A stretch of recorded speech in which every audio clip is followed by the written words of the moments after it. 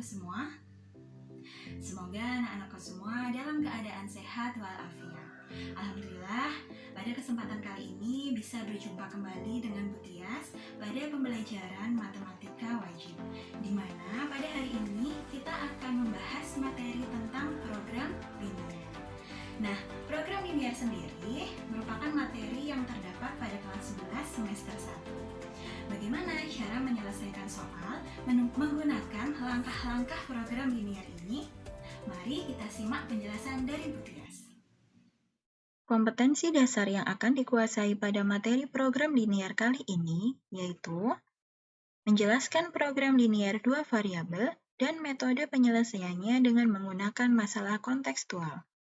Yang kedua, menyelesaikan masalah kontekstual yang berkaitan dengan program linear dua variabel.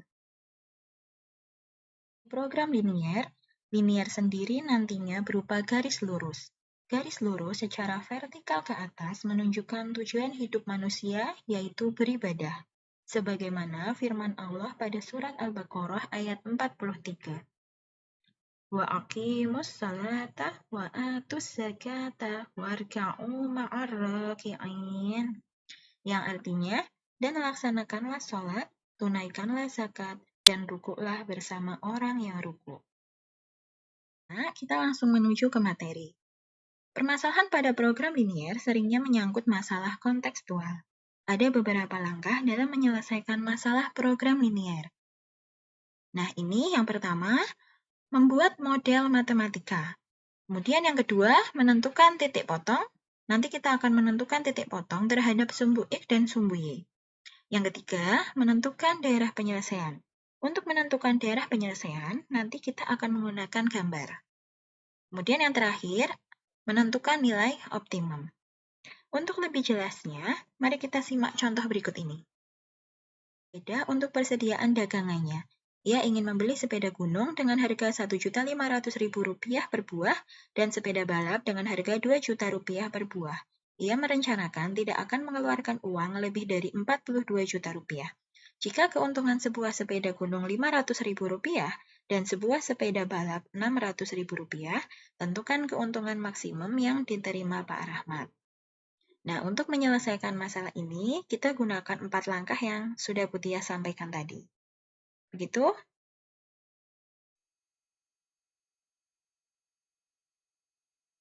Untuk langkah yang pertama, yaitu membuat model matematika. Misalkan terlebih dahulu bahwa banyaknya sepeda gunung yaitu X, dan banyaknya sepeda balap yaitu Y.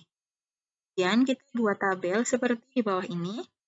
Karena tadi kita sudah misalkan sepeda gunung yaitu X, maka kita bisa tuliskan di sini X. Kemudian untuk sepeda balap, kita bisa tuliskan di sini Y.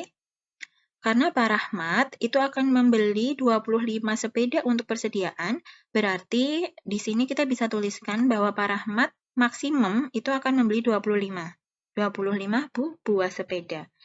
Nah, di sini kita bisa tuliskan model matematikanya bahwa X ditambah Y kurang dari sama dengan 25. Artinya apa? Nah, jadi jika sepeda gunung dan sepeda balap nanti dijumlahkan, itu jumlahnya tidak akan lebih dari 25. Seperti itu ya. Untuk harga satuannya, sepeda gunung yaitu Rp1.500.000, kemudian untuk sepeda balap Rp2 juta. Nah, tadi Pak Rahmat itu tidak akan mengeluarkan uang lebih dari Rp42 juta, sehingga modal yang dipunyai Pak Rahmat itu maksimum Rp42 juta.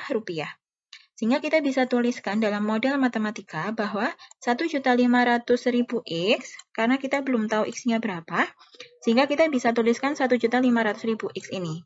Ditambah 2 juta Y, nah, karena kita juga belum tahu Y-nya berapa, nah ini akan kurang dari sama dengan 42 juta. Kemudian, untuk untungnya, sepeda gunung yaitu Rp500.000 dan sepeda balap Rp600.000. Nah, untuk untung dari sepeda itu, kalau dituliskan dalam model matematika, kita bisa tuliskan 500.000 X ditambah 600.000 Y. Nah, ini adalah yang kita sebut fungsi objektif. Fungsi objektif ini nanti yang akan kita gunakan untuk menentukan untung maksimum yang diperoleh oleh Pak Rahmat. Makanya kita di sini tidak ada tanda pertidaksamaannya. kurang dari sama dengan atau lebih dari sama dengan tidak ada ya, karena memang ini merupakan fungsi objektif. Seperti itu ya anak-anak. Nah, ini model matematika yang Budias tulis ulang, yaitu X plus Y kurang dari sama dengan 25. Dan karena tadi ada 1.500.000 X ditambah 2 juta Y kurang dari sama dengan 42 juta, itu Budias sederhanakan atau kita bisa bagi dengan 100.000, nah, sehingga menjadi 15X ditambah 20Y kurang dari sama dengan 420. Nah, kemudian kita kasih batasan bahwa X itu lebih besar sama dengan 0 dan Y juga lebih besar sama dengan 0. Karena apa? Karena jumlah sepeda itu tidak boleh negatif, begitu ya. Jadi jumlah sepeda itu tidak boleh negatif, sehingga harus positif. Jadi kita bisa tuliskan bahwa X dan Y itu harus lebih besar sama dengan 0. Kemudian ini fungsi objektifnya atau bisa juga kita sebut dengan fungsi tujuan. Yaitu karena tadi pertanyaannya adalah mencari untung maksimum, berarti kita tujuannya nanti mencari untung. Sehingga fungsi objektifnya dari untung tersebut yaitu 500.000 X plus 600.000 Y. Untuk langkah yang kedua yaitu menentukan titik potong. Untuk fungsi yang pertama yaitu X plus Y kurang dari sama dengan 25, kita akan menentukan titik potongnya terlebih dahulu, yaitu dengan cara mensubstitusikan X dan Y-nya itu 0. Nah, bagaimana caranya? Kita lihat dari tabel berikut ini. Jadi ketika kita mau menentukan titik potong terhadap sumbu Y terlebih dahulu, kalau kita mau menentukan titik potong terhadap sumbu Y, kita substitusikan X-nya sama dengan 0. Ya, kita substitusikan X-nya sama dengan 0. Nah, nanti kalau mau menentukan titik potong terhadap sumbu X maksud Budias, nah, nanti kita substitusikan Y-nya yang sama dengan 0. Begitu ya. Nah, yang pertama tadi untuk yang titik potong terhadap sumbu Y, kita masukkan X-nya 0, berarti nanti kita akan ketemu Y. Nah, begini, nah, kita tuliskan sama dengan terlebih dahulu saja. Sama dengan 25, sehingga kita bisa peroleh bahwa Y-nya itu 25. Kita bisa tuliskan di sini. Nah, kemudian ini kita susun dalam koordinat kartesius ya, karena dalam koordinat kartesius nanti kan dalam bentuk titik ya, jadi X, Y, sehingga kita bisa tuliskan 0,25. Nah, untuk yang tadi titik potong terhadap sumbu X, yaitu Y-nya sama dengan 0, kita bisa substitusikan juga Y-nya diganti dengan 0, sehingga kita peroleh bahwa X-nya 25. Dan titiknya kita bisa tuliskan 25,0. Ini untuk fungsi yang pertama. Selanjutnya, untuk fungsi yang kedua, yaitu 15X 20Y kurang dari sama dengan 420. Caranya sama. Kita lihat pada tabel di samping. Ketika kita ingin menentukan titik potong terhadap sumbu Y, berarti kita masukkan X-nya sama dengan 0. Masukkan X-nya sama dengan 0, kita peroleh bahwa Y-nya itu sama dengan 21. Kemudian kita bisa tuliskan bahwa titiknya yaitu 0,21. Ini untuk titik potong terhadap sumbu Y. Nah, selanjutnya untuk titik potong terhadap sumbu X, berarti Y-nya yang sama dengan 0. Kita substitusikan Y-nya sama dengan 0. Nah, kemudian kita peroleh bahwa X-nya itu 28. Sehingga titiknya kita bisa tulis 28,0. Seperti itu. Ini untuk fungsi yang kedua. Nanti untuk fungsi yang pertama dan fungsi yang kedua, kalau kita tuangkan pada gambar, nanti akan berbentuk garis lurus. Dan garis lurus itu akan memotong sumbu X dan sumbu Y. Nah, ini titik-titik ini yang nantinya akan memotong sumbu X dan sumbu Y dari masing-masing fungsi. Untuk fungsi yang X plus yang dari sama dengan 25, kita peroleh titik potongnya yaitu 0,25 dan 25,0. Untuk fungsi yang 15X plus 20Y kurang dari sama dengan 420, kita peroleh titik potongnya yaitu 0,21 dan 28,0. Kemudian kita tuangkan dalam koordinat kartesius. Nah, di sini untuk titik potong yang 0,25 dan 25,0, Berarti di sini titik potongnya sama di sini. Dari kedua titik tersebut, kita tarik garis lurus seperti ini. Nah, garis lurus ini berarti garis lurus dengan persamaan X plus Y sama dengan 25. Kemudian untuk fungsi yang kedua, kita peroleh bahwa titik potongnya yaitu 0,21 dan 28,0. Posisi titiknya yaitu di sebelah sini, 0,21 dan 28,0. Dari kedua titik tersebut, kita tarik garis lurus lagi. Nah, menjadi seperti ini. Nah, jadi persamaan garis lurus yang kedua ini yaitu 15x plus 20y sama dengan 420. Begitu ya anak-anak, ini untuk menggambar dua garis pada koordinat kartesius. Jadi sebelum menggambar kita harus menentukan titik potongnya terlebih dahulu. Nah, kita tujuannya yaitu untuk menentukan daerah penyelesaian. Mana dari gambar tersebut yang merupakan daerah penyelesaian? Nah, kita ambil titik yaitu 0,0. 0,0 berarti merupakan pusat koordinat. Nah, 0,0 di sini. Kenapa kita mengambil titik 0,0? Karena titik 0,0 ini yang paling mudah ya untuk disubstitusikan ke dua fungsi ini, dua persamaan ini. Nah, sehingga kita langsung substitusikan.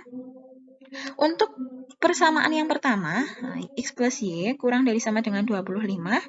Ketika kita masukkan X-nya itu 0, dan Y-nya itu 0, itu akan kurang dari 25. Jadi jawabannya itu 0. 0 itu kan kurang dari 25. Sehingga berdasarkan persamaan garis ini tadi, ketika kita substitusikan 0,0, itu hasilnya kurang dari 25, berarti wilayah yang berada di bawah garis ini tadi, garis X plus Y sama dengan 25, itu merupakan wilayah yang kurang dari.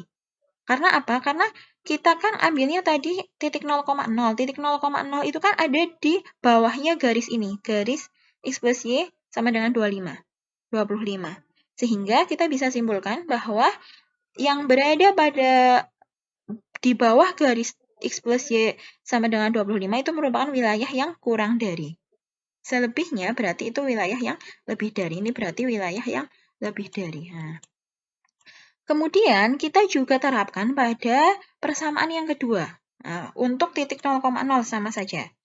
Ketika kita terapkan atau kita substitusikan pada persamaan yang kedua, yaitu kita peroleh bahwa 15 dikali 0 ditambah 20 kali 0 seperti itu ya, menjadi 0 ditambah 0, kurang dari sama dengan 420. Di sini 0 ditambah 0 kan 0. 0 itu juga kurang dari 420. Sehingga, di sini Putias ganti warna biru ya misalkan. Sehingga ketika garis ini tadi disubstitusikan dengan 0,0, ternyata yang wilayahnya di bawah garis itu juga masuk wilayah kurang dari. Ya, karena 0,0 tadi kan berada di wilayah bawah ya pada garis 15x plus 20y ini. Sehingga wilayah yang bawah ini,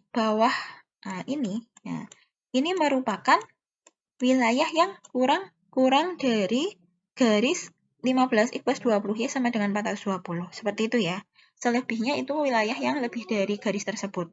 Tetapi kita perlunya adalah wilayah yang semuanya kena. Maksudnya gimana? Kan ini ada dua garis. Ada dua garis berarti kita cari irisannya. Dari dua garis tersebut, cari irisannya mana yang masuk daerah kurang dari. Nah, kalau tadi untuk garis yang pertama, itu kan di bawahnya garis pertama ya, kalau yang wilayah kurang dari. Untuk garis yang kedua itu juga wilayah kurang dari itu ada di bawahnya garis kedua. Sehingga kalau irisannya berarti yang ada pada wilayah bawahnya garis pertama dan bawahnya garis kedua semua. Begitu kita bisa simpulkan bahwa wilayahnya adalah di sini. Di bawah garis kedua, di bawah garis pertama dan di bawah garis kedua. Seperti itu. Jadi ini merupakan daerah penyelesaian atau DHP. DHP itu singkatan dari daerah himpunan penyelesaian. Seperti itu. Kemudian anak-anak, untuk langkah yang keempat yaitu menentukan nilai optimum. Nah, di sini tadi kita sudah menentukan daerah himpunan penyelesaiannya. Kemudian kita akan menentukan nilai optimum. Bagaimana cara menentukan nilai optimum? Karena untuk daerah himpunan penyelesaian itu terbatasi oleh 3 titik, ya. 3 titik itu yaitu 0,21, kemudian titik yang ini, nah, kemudian titik yang 25,0. Nah, jadi DHP ini kan tadi di sini DHP ini terbatasi oleh 3 titik. Nah, kita sudah tahu koordinat yang 0,21, kemudian 25,0. Kita harus tahu koordinat yang titik potong ini. Titik potong antara dua garis X plus Y sama dengan 25 dan 15X plus 20Y sama dengan 420. Bagaimana cara menentukan titik potongnya? Kita pakai metode eliminasi dan substitusi. Seperti itu. Nah, kita coba ketika dua persamaan ini X plus Y sama dengan 25 dan 15X plus 20Y sama dengan 420.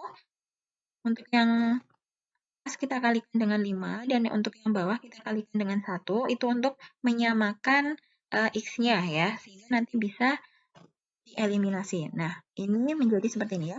15Y plus 20Y, jadi fungsinya tadi yang 420 ini menjadi 15Y plus 20Y sama dengan 420, tetap yang dikali 1 tadi.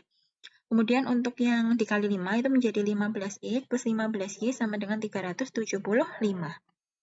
Kita eliminasi X ya, sehingga diperoleh 5Y sama dengan 45. Kita bisa tahu bahwa Y-nya yaitu 9. Kalau kita sudah tahu Y-nya sama dengan 9, kita bisa substitusikan Y itu ke salah satu persamaan. Misalkan Butias ingin mensubstitusikan pada persamaan X plus Y sama dengan 25. Jadi persamaan yang awal tadi. Itu ya. Ketika Butias substitusikan Y-nya sama dengan 9, kita peroleh bahwa X-nya sama dengan 16. Kita sudah peroleh, berarti X sama Y-nya kita sudah peroleh ya di sini. Sehingga kita bisa tuliskan bahwa titik potong tersebut yaitu X, Y-nya 16,9. Nah, kita bisa tuliskan seperti ini. Nah, setelah kita menentukan titik potong dua garis tersebut, yaitu 16,9, kita tinggal memasukkan kepada fungsi objektif atau fungsi tujuan yang tadi kita sudah jabarkan ya di depan. Jadi, di daerah penyelesaian ini kan ada 3 titik ya, terbatasi dengan 3 titik. Ada titik 0,21, ada titik 16,9, dan ada titik 25,0. Nah, kita masukkan 3 titik itu ya, 3 titik tersebut ke dalam fungsi objektif semuanya ya. Jadi masing-masing kita hitung. Nah, ketika di sini titik 0,21 berarti X-nya kan 0, Y-nya 21. Sehingga kita langsung masukkan saja ke fungsi objektif ini atau fungsi tujuan. Tadi kan fungsi tujuannya yaitu 500.000 X ditambah 600.000 Y. Nah, ketika pada titik 0,21 kita peroleh bahwa FXY-nya itu 12.600.000. Nah, kemudian untuk yang titik 16,9 kita masukkan X-nya itu 16, kita peroleh 500.000 dikali 16 itu 8 juta. Kemudian untuk yang Y kita masukkan, jadi 600.000 dikali 9 menjadi 5.400.000. Jika ditotal itu menjadi 13.400.000 rupiah. Nah, untuk titik yang terakhir yaitu 25,0, kita masukkan X-nya itu 25, kemudian Y-nya 0, kita peroleh bahwa FXY-nya itu 12.500.000 rupiah. Nah, dari 3 titik ini kita kan berarti peroleh masing-masing untungnya ya, ketika pada X0 dan Y-nya 21, kita peroleh untungnya yaitu 12.600.000 rupiah dan seterusnya. Nah, dari ketiga titik ini kita lihat bahwa yang paling banyak untungnya berarti yang 13.400.000 rupiah ini. Sehingga kita bisa simpulkan bahwa keuntungan Pak Rahmat itu berada ketika beliau membeli 16 sepeda gunung dan 9 sepeda balap. Jadi ketika Pak Rahmat membeli 16 sepeda gunung dan 9 sepeda balap, dia akan memperoleh untung yang maksimum, yaitu 13.400.000 rupiah. Seperti itu. Begitu ya anak-anak, paham ya? Bisa dimengerti penjelasannya Bu Tias? Seperti ini, Bu Tias tulis lagi. Nah, di keuntungan maksimum yang diterima oleh Pak Rahmat adalah 13.400.000 rupiah setelah kita substitusikan pada fungsi objektif. Begitu anak-anak? Pada video pembelajaran kali ini, kita sudah mempelajari tentang program linier. Lalu, apa yang dapat kita simpulkan anak-anak? Oke, jadi dari penjelasan Putias tadi, kita dapat menyimpulkan bahwa model matematika dapat kita rumuskan dari permasalahan kontekstual. Kemudian, kita juga dapat menentukan titik potong dari masing-masing persamaan dan daerah penyelesaiannya. Dan yang terakhir, kita juga dapat menentukan nilai optimum dari fungsi tujuan. Demikian tadi penjelasan dari Putias. Semoga bermanfaat untuk anak-anak semua. Jangan lupa selalu jaga kesehatan dan selalu mematuhi protokol kesehatan. Terima kasih. Wassalamualaikum warahmatullahi wabarakatuh.